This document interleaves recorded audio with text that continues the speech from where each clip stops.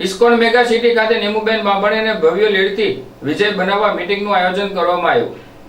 મતદાનને હવે 2 દિવસ બાકી છે ત્યારે ઉમેદવારની પ્રચારમાં એડી ચોટીનું જોર લગાવી પ્રચાર કરી રહ્યા છે. ત્યારે 15 ભાવનગર નેમુબેન બાંભણીયાને ભવ્ય લીડથી વિજય બનાવવા માટે ઇસ્કોન મેગા સિટી ખાતે વડવાઓ વોર્ડ દ્વારા અનિલભાઈ પંડ્યાના ઘરે એક મીટિંગનું આયોજન કરવામાં આવ્યું હતું, જેમાં મોટી સંખ્યામાં ભાઈઓ તથા બહેનો જોડાયા હતા.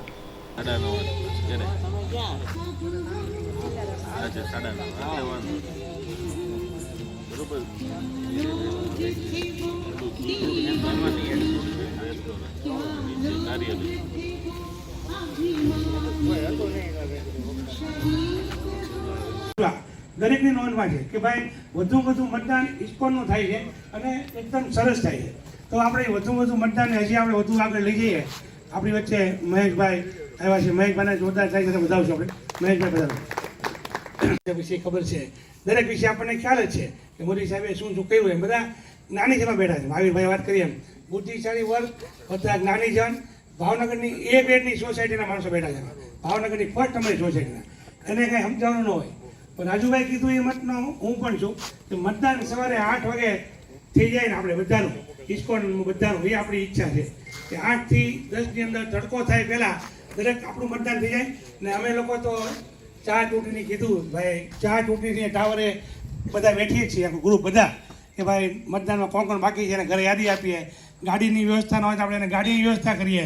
અમે 4-5 ગાડી રાખીએ છીએ આપણે રાજુભાઈ કે ભાઈ જેને કાંઈ વાહન વ્યવસ્થા નથી, વાહન વ્યવસ્થા હોય પણ કોઈ અલાવડ ન હોય, એ છોકરો બહાર ગયો છે, ડ્રાઈવર રજા ઉપર છે, યાત્રા છે એવા બેન ભારતીબેન, અમારા ભાઈ મહાવીરભાઈ, મહામંત્રી અતુલભાઈ, જયદીપભાઈ તથા ઉપસ્થિત આપ સર્વે વિસ્તારના ભાઈઓ તથા બહેનો. અહીંથી હું આવ્યો ત્યારે અનિલભાઈ કહેતા હતા કે આપણે મતદાન કેમ વધે એટલું જ પ્લાનિંગ છે. એટલે અમારા માટે મત આપજો એવો કહેવાનો કોઈ વિષય છે નહીં.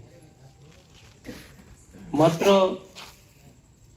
મારા પૂર્વ વક્તાઓએ જે વાત કરી છે એ વાતમાં મારો સૂર પુરાવું છું કે જે પ્રકારે નરેન્દ્રભાઈ મોદી 2001થી 2014 સુધી ગુજરાતના મુખ્યમંત્રી તરીકે એમણે કામ કર્યું છે.